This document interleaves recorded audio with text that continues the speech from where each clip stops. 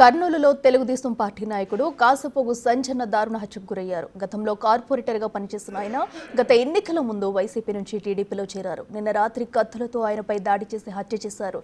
సంజన్న మృతికి న్యాయం చేయాలంటూ ఆయన మృతదేహంతో కలెక్టరేట్ ముందు దళిత సంఘాలు ఆందోళనకు దిగాయి. ఈ హత్య చేసిన ఆంజనేయులు అనే వ్యక్తిని శిక్షించాలంటూ ఆరోపించారు దళిత సంఘాల నేతలు. బాధితులను ఎంపీ బైరెడ్డి శబరి కూడా కలిసి న్యాయం చేస్తామని హామీ ఇచ్చారు.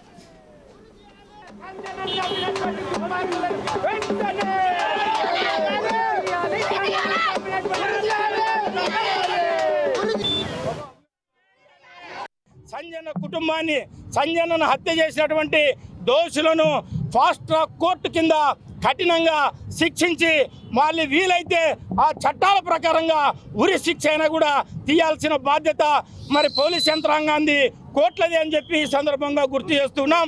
అదే క్రమంలోనే ఆ కుటుంబానికి ఒక గవర్నమెంట్ లేదా ఇద్దరు గవర్నమెంట్ ఉద్యోగుల్ని ఈ ఉద్యోగాలు ఇవ్వవలసిన బాధ్యత ప్రభుత్వానిది అని చెప్పి కూడా ఈ సందర్భంగా గుర్తు చేస్తున్నాం.